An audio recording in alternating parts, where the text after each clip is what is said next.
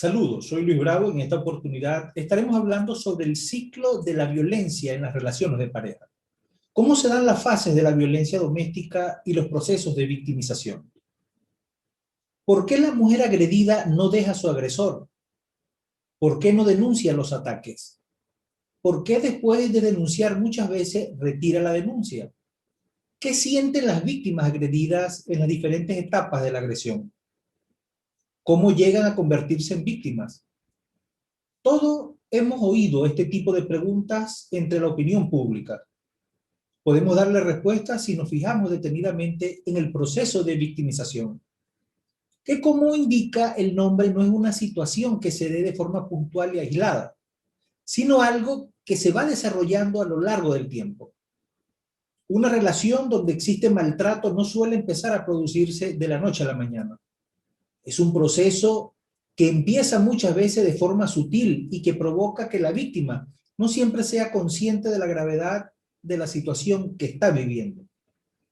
El ciclo de la violencia y el proceso de victimización fue reconocida en el año 79 por la psicóloga americana Leonore Walker, que arrojó luz sobre cómo funcionan los procesos de victimización y a partir de sus investigaciones diseñadas para tratar de entender y de dar respuesta a las preguntas anteriormente planteadas.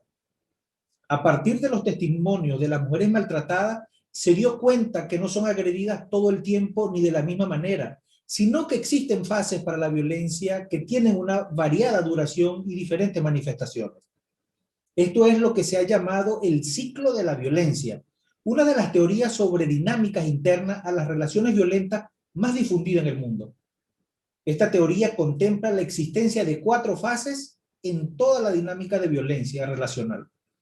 Las fases en las que se divide el ciclo de la violencia se van sucediendo las unas a las otras, hecho que precisamente dificulta que el ciclo se pueda romper. En una misma relación, el ciclo puede repetirse infinitas veces y la duración de su fase puede ser variable. ¿Cuáles son las 4 fases del maltrato?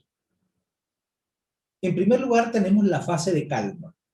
En esta fase, que es la primera, la situación está calmada. No se detectan desacuerdos y todo se vive de manera idílica. Pero cuando el ciclo se ha repetido varias veces, la víctima puede empezar a tener la sensación que la calma se mantiene porque todo está correcto según el punto de vista del agresor, que es, en última instancia, el motor directo de este ciclo. En la segunda fase, denominada fase de la acumulación de tensión, comienzan los pequeños desacuerdos, pues el agresor se siente cuestionado por su víctima de manera creciente. Puede ser que la víctima, en su intento de mantener las cosas como el agresor quiere, cometa algún error, pues el aumento de la tensión va a afectar la capacidad de concentración de la víctima.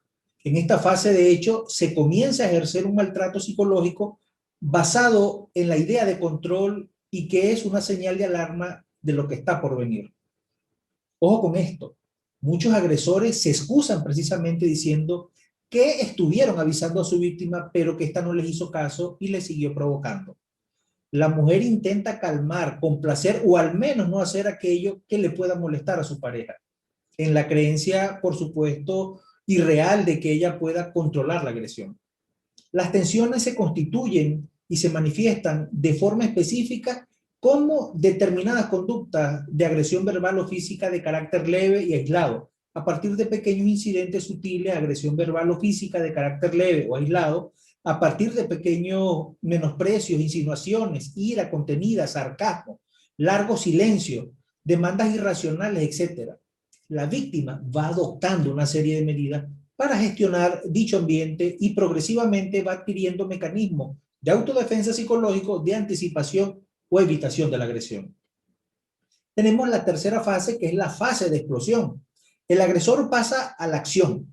Se caracteriza por una fuerte descarga de las tensiones provocadas en la anterior fase por el agresor y se producen las agresiones físicas, psicológicas y sexuales más importantes en este ciclo.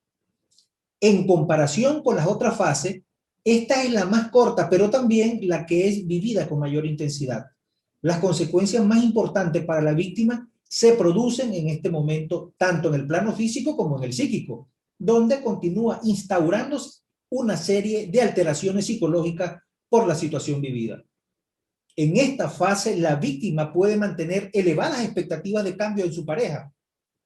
Con el tiempo cambiará, hay que darle tiempo. Son las manifestaciones más comunes que como psicólogo he escuchado de parte de la víctima.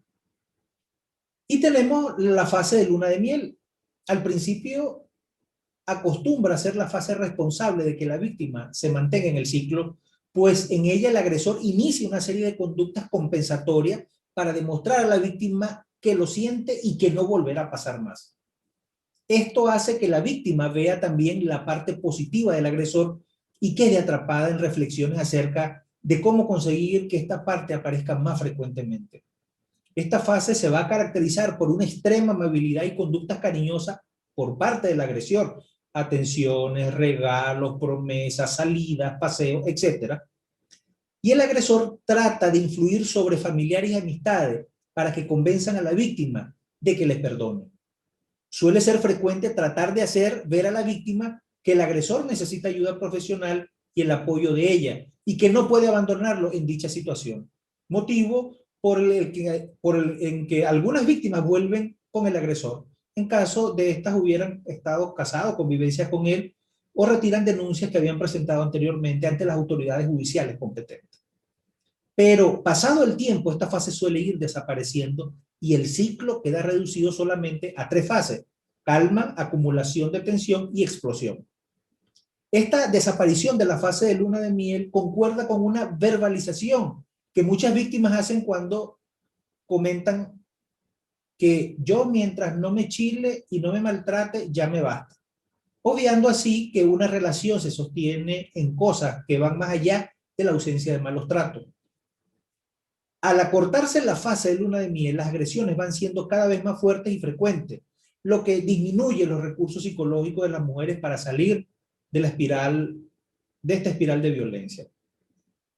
Tenemos también una teoría de la indefensión aprendida, hecha por Leonore Walker, que postuló que esta teoría era una de las teorías que podían explicar las reacciones psicológicas y conductuales de las mujeres que sufrían maltrato. Siguiendo esta teoría, el maltrato continuo provocaría la percepción cognitiva de que es incapaz de manejar o resolver las situaciones por las que se atraviesa, que se generalizaría a situaciones futuras en esta relación, en este ciclo de violencia. Este sentimiento de indefensión llevaría a un aumento de depresión, ansiedad y produciría un efecto debilitador en las habilidades de resolución de problemas cognitivos de la víctima. Las mujeres maltratadas llegarían a un punto en que reconocerían que sus respuestas no tienen ningún impacto sobre la situación de maltrato por haber puesto en práctica diferentes alternativas para cambiar su propia conducta o la del agresor, y a pesar de ello haber seguido sufriendo malos tratos. Algunos autores han criticado la teoría de la indefensión aprendida aplicada a mujeres maltratadas, ya que puede ser mal interpretada y utilizada para apoyar a los conceptos estereotipados de mujer pasiva o de víctimas indefensas. Walker declara que se debe utilizar en el término indefensión con mucho cuidado, ya que de una imagen de las mujeres maltratadas como personas poco capaces y responsables. Por eso hay que hacer hincapié en que uno de los pilares para trabajar con las víctimas es fomentar su autonomía, su autocuidado, su autoestima y su propia responsabilidad. Las mujeres maltratadas no son culpables de lo que les ha sucedido, pero sí son responsables después del trabajo terapéutico y de ser conscientes de la naturaleza del ciclo de violencia, de prevenir que una situación de violencia se dé en una futura relación de pareja. En ese punto estarán capacitadas para identificar señales que indiquen que una relación no es sana. Soy Luis Bravo y nos vemos en una próxima oportunidad donde estaremos hablando sobre estos temas interesantes. Recuerden que el cerebro es el único órgano que se estudia a sí mismo.